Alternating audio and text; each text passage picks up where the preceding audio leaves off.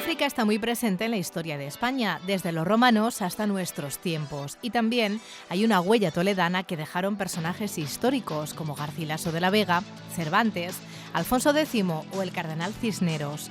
La segunda columna, Lo que dejamos en África, es una propuesta para descubrir los nexos de unión entre el continente africano y España, con Toledo como punto de llegada y de partida.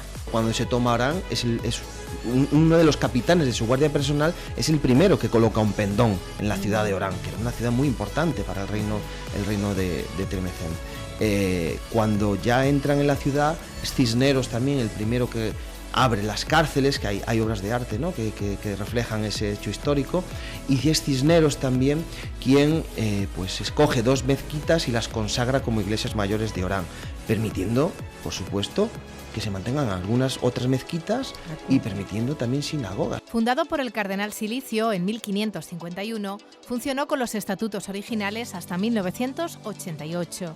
A principios de los años 90 se adaptó para convertirse en residencia universitaria. Hoy les invitamos a recorrer uno de los lugares que, a pesar de su historia y belleza, sigue siendo un gran desconocido, el Real Colegio de Doncellas Nobles. A partir de 1560, el rey Felipe II, cuyo preceptor había sido el cardenal Silicio, admite ser copatrono de esta fundación. Entonces las colegialas serán elegidas en un 60% por el rey y en un 40% por el arzobispo. De hecho, las colegialas decían: yo soy del rey o yo soy del arzobispo. 11 años de guerra y embargo, sin luz, sin agua y sin apenas comida. No es Ucrania, es Siria, concretamente Alepo, donde los cristianos siguen encontrando razones para seguir en su tierra. El padre Fadi Nayar ha visitado Toledo para hablarnos de Siria, una guerra olvidada. Si queremos hablar del futuro de la presencia cristiana en Siria, pues tenemos que fijarnos que hablar vamos a ver de los jóvenes. Y lo más importante de los jóvenes, cómo fundan sus familias, ¿no? 2000 años después, muchas mujeres en Belén siguen sin poder ser atendidas en su embarazo por un médico o por una matrona. Manos Unidas lanza una campaña para estas Navidades donde nos piden ayuda para sufragar los gastos de atención sanitaria para las mujeres embarazadas que viven en Belén y en el desierto de Judea. Se cuenta con este equipamiento mínimo, es evidente que los niños no van a sobrevivir. Entonces, pues, podéis imaginar lo doloroso también que es para una madre el perder a un bebé, simplemente por no contar con lo que decías, un equipamiento mínimo para poder salvar esa vida del niño. En el siglo V, Toledo ya estaba consolidada como una gran potencia comercial. Así lo demuestran las ánforas procedentes de la zona de Éfeso, de Gaza y del mar Egeo que aparecieron en una obra en la cuesta de los portugueses. Una muestra del hallazgo se puede visitar en el Museo de los Concilios y hoy se lo contamos para comenzar Zoom. No se vayan.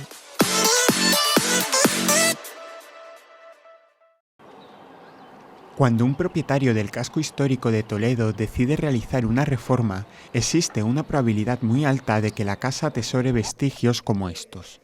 Restos de la historia de finales del siglo IV y comienzos del V de nuestra ciudad, que en su día fueron tapados y que gracias a una ampliación del sótano de un local situado en la cuesta de los portugueses se han podido descubrir. Lo primero que apareció fue una cloaca, oculta desde el siglo XVIII, que sería la primera pista de la importancia de la excavación que se estaba realizando. En la cloaca romana se han podido encontrar restos islámicos y todavía en días de mucha lluvia transporta agua al Tajo. En noviembre o diciembre del 2012 se empieza a hacer la excavación, al ir quitando ya el suelo de lo que era la churrería, apareció un suelo de barro de época mudéjar, siglo XV, y después de documentarlo seguimos bajando y ya teníamos el nivel romano.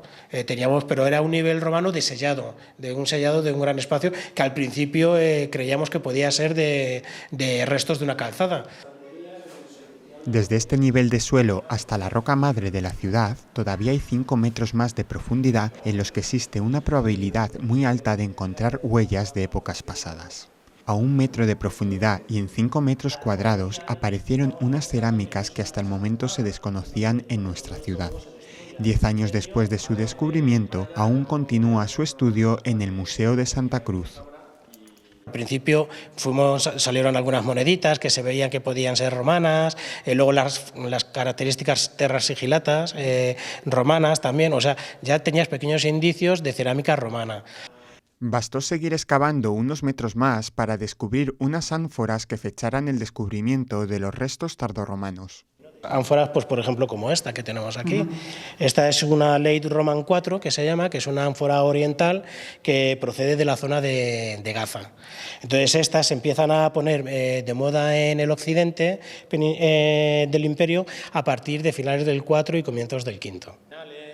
Piezas de esta tipología procedentes de la zona de Éfeso, de Gaza y del mar Egeo no se habían descubierto antes en Toledo. Una característica curiosa de los hallazgos es que están carbonizados. Se ha concluido que estas peculiaridades se dan debido a un incendio que se produjo en la zona de la Plaza de la Magdalena. Hoy en día todavía hay incógnitas que continúan sin resolverse, como el por qué, teniendo en esa época talleres en la ciudad que realizaban ollas y cazuelas, se recurrió a objetos procedentes de Oriente. Sí sabemos que la ruta comercial, por ejemplo, desde Palestina, debe de venir por el norte de África hasta Cartago Nova y a partir de Cartago Nova se distribuye hacia el centro peninsular. O sea, las ánforas y otras vasijas posiblemente llegan desde Cartagena hasta Toledo. A finales del siglo IV ya existía un flujo comercial importante en la ciudad que siglos más tarde sería la capital del Imperio Español. Otra de las piezas encontradas es un colgante de pasta vítrea que tiene representada a la loba capitolina. Una muestra de lo encontrado se puede visitar en el Museo de los Concilios.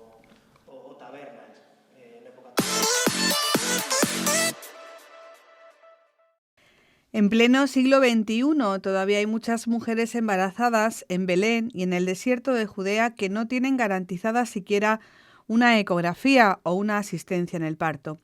Desde luego que eso pasaba en los tiempos de José y de María, pero más de 2000 años después sigue pasando.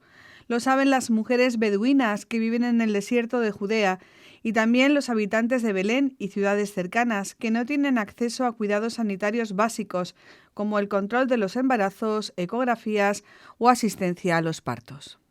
Si se cuenta con este equipamiento mínimo, es evidente que los niños no van a sobrevivir.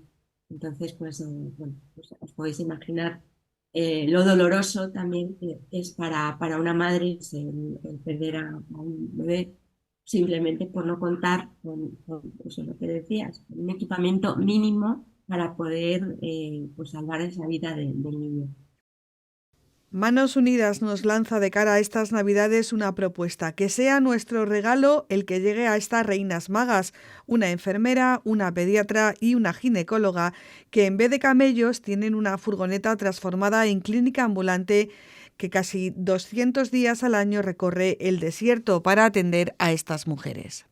A través de esta clínica móvil se acercan a todas esas mujeres que no pueden entrar en Belén para recibir los cuidados, que tampoco tienen los medios para hacerlo, y 4 días a la semana, 192 días al año, visitan todas las comunidades, sobre todo que se encuentran en el desierto de Judea, y hacen todo lo que es el seguimiento perinatal, ginecológico de las mujeres, y luego, por supuesto, atienden los partos.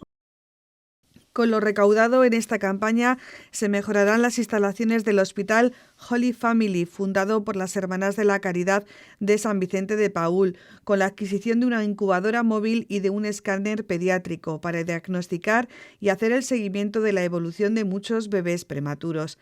Además, se mejorará la atención médica en 5 pueblos beduinos y campamentos de refugiados situados en el desierto de Judea, a través de una clínica móvil desde donde dar atención integral a la mujer embarazada. Es la propuesta de Manos Unidas de cara a esta Navidad, que ya comienza, una carta a estas particulares reinas magas para que con la ayuda de todos se mantenga la asistencia médica a las mujeres embarazadas de Belén y del desierto de Judea.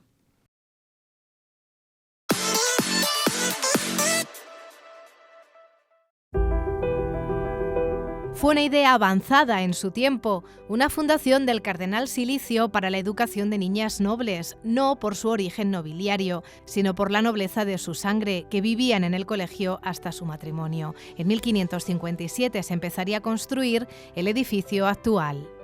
A partir de 1560, el rey Felipe II, cuyo preceptor había sido el cardenal Silicio, admite ser copatrono de esta fundación. Entonces las colegialas serán elegidas en un 60% por el rey y en un 40% por el arzobispo. De hecho, las colegialas decían yo soy del rey o yo soy del arzobispo.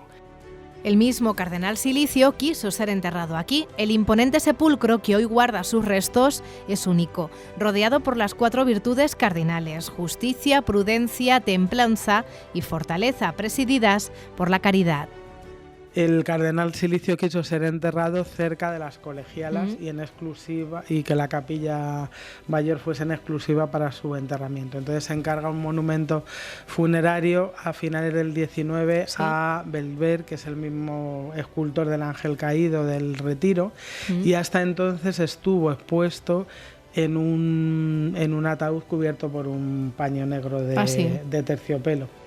Siguiendo las huellas del cardenal Silicio, llegamos hasta el retablo, con un lienzo que muestra a la Virgen sobre la boca de un pozo.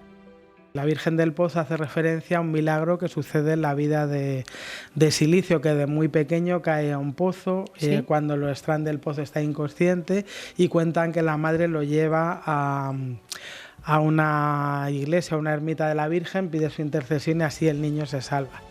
A pesar de su belleza, sigue siendo un lugar desconocido para muchos. Además de la iglesia, con su sobresaliente coro, su impresionante claustro y galería, obra del arquitecto neoclásico Ventura Rodríguez. El edificio del siglo XVI fue reformado por mandato del cardenal Lorenzana en el 18 y, entre tanto, la historia de una institución educativa con más de 500 años. La formación era tanto intelectual como artística y contaban con los mejores recursos de la época. Tenían un sistema muy curioso con una especie de eje, con tablas de madera adosada que se mueven con imágenes de edificios, pues me imagino que para aprender los estilos arquitectónicos. El Real Colegio de Nuestra Señora de los Remedios o de Doncellas Nobles funcionó con los estatutos originales hasta 1988. Llegó a ser considerado uno de los mejores colegios de Europa. A principios de los 90 el edificio se adaptó para convertirse en residencia universitaria. 5 siglos de historia nos aguardan, tan desconocido este edificio como sorprendente.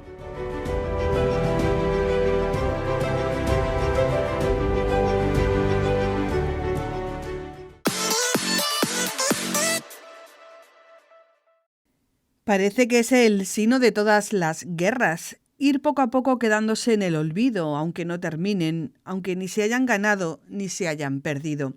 En Siria llevan 11 años de guerra, el 90% de la población vive por debajo del umbral de la pobreza, con un salario medio de 30 euros al mes, y todo esto pasa desapercibido para el mundo. Es una guerra olvidada.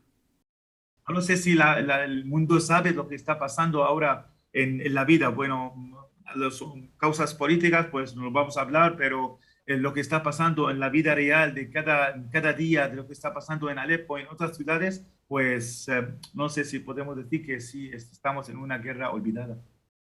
Ante esta situación a la que hay que sumar la pandemia, la crisis económica y la guerra de Ucrania, que ha provocado una crisis mayor de abastecimiento, la Iglesia es una de las pocas instituciones que puede ayudar a los sirios.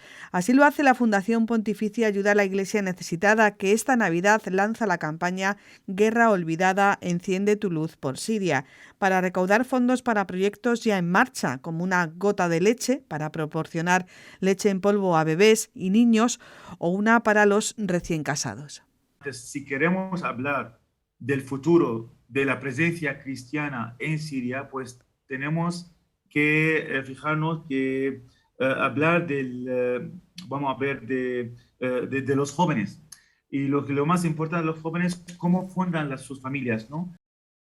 En Siria viven unos 400.000 cristianos en condiciones de pobreza, pero que siguen siendo fieles a su fe.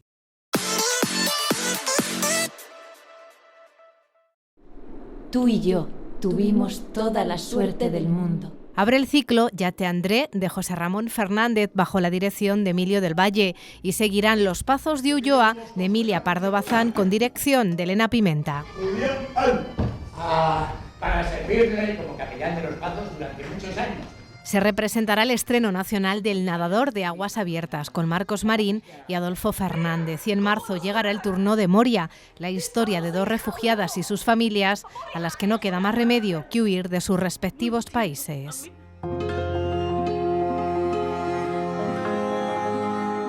Manual para armar un sueño, arte, Los hermanos Machado. Hoy no estrenamos Heredarás la lluvia, Campeones de la comedia o Ladies Football Club, dirigida por Sergio Peris Mencheta.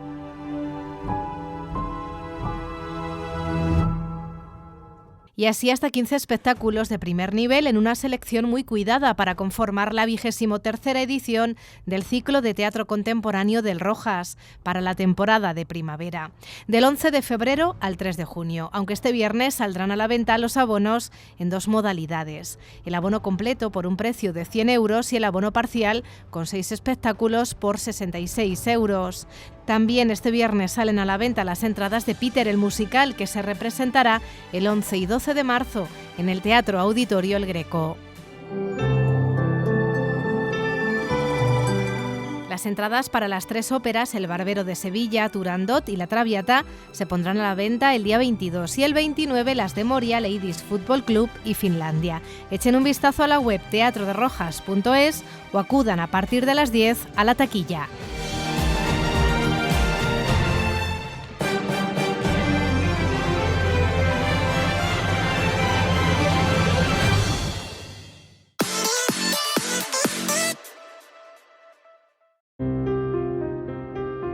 Cuando Cisneros planteó su intención de conquistar la plaza de Orán como si de una cruzada se tratase, la única excusa que puso Fernando fue la de no tener dinero. El cardenal lo anticipó de nuevo, no sin antes firmar unas capitulaciones que se conservan en el archivo de Simancas. Era un buen trato, Cisneros aseguraba así la devolución del dinero anticipado o se quedaría con los territorios conquistados pasando a pertenecer a la archidiócesis de Toledo, con lo que la archidiócesis primada sería la más poderosa de la cristiandad. Es solo un pasaje de los muchos que, referidos a Toledo, podemos encontrar en el libro La segunda columna, Lo que dejamos en África, escrito por Miguel Ángel Ferreiro.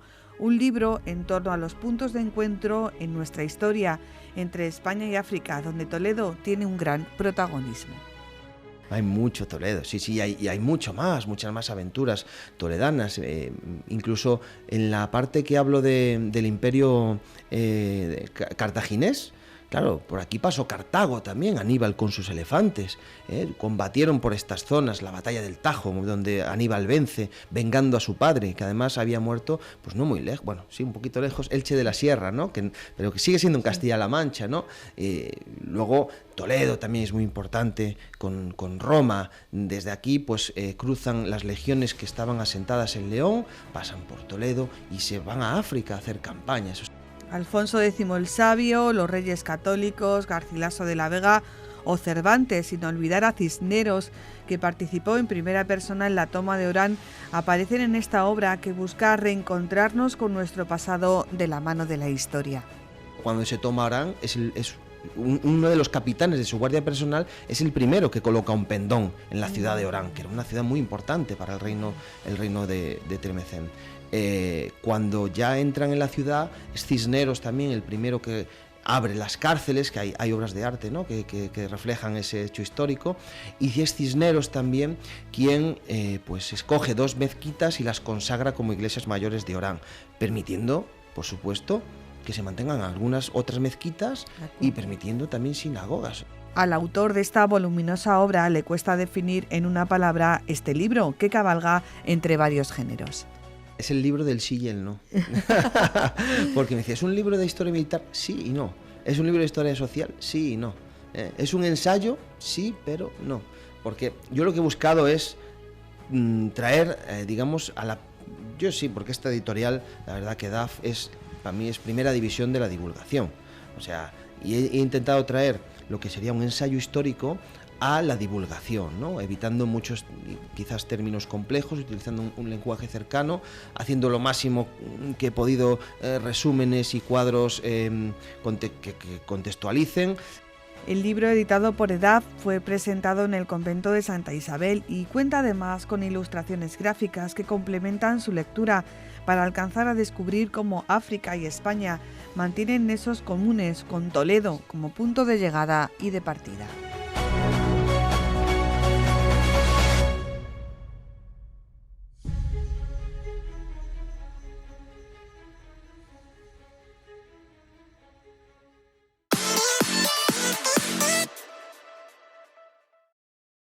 Se acercan las vacaciones de Navidad para los niños y a muchos padres se les hace difícil conciliar la vida laboral y familiar.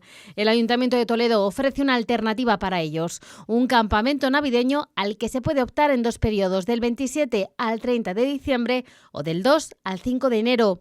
Se desarrollarán tanto en el pabellón Javier Lozano como en el Polideportivo de Santa María de Benquerencia.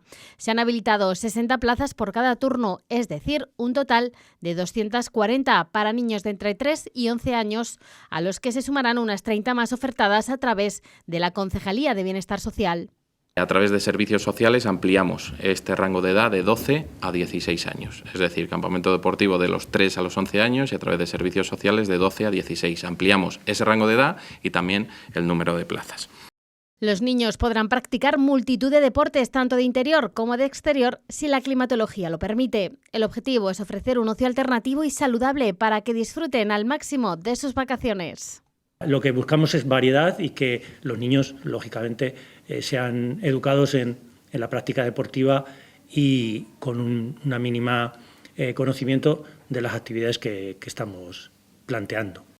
Esta es la segunda edición de esta iniciativa que el año pasado agotó todas las plazas. El coste por cada niño y campamento es de 42 euros. Está organizado para que haya un monitor por cada 15 niños. Las inscripciones ya están abiertas a través del Patronato Municipal de Deportes.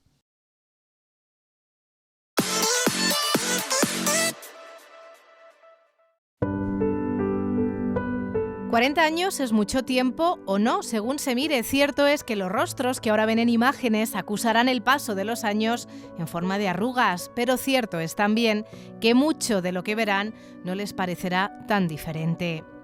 El año 82 es de esas fechas que guardamos con especial cariño en nuestra memoria, y no solo por el Mundial de Fútbol. En Toledo volvemos a emocionarnos al ver estas imágenes, las de la inmensa multitud que esperaba al Papa Juan Pablo II en Santa María de Benquerencia, en un año en el que también nos visitó la Madre Teresa de Calcuta. Y sí, los últimos meses de 1982 marcaron el devenir político de nuestro país. El 28 de octubre se celebraron elecciones generales. Pero el archivo fotográfico de Enrique Sánchez Lubián, que ahora custodia el archivo municipal, tiene otros muchos tesoros que nos recuerdan lo que fuimos y en muchos casos seguimos siendo.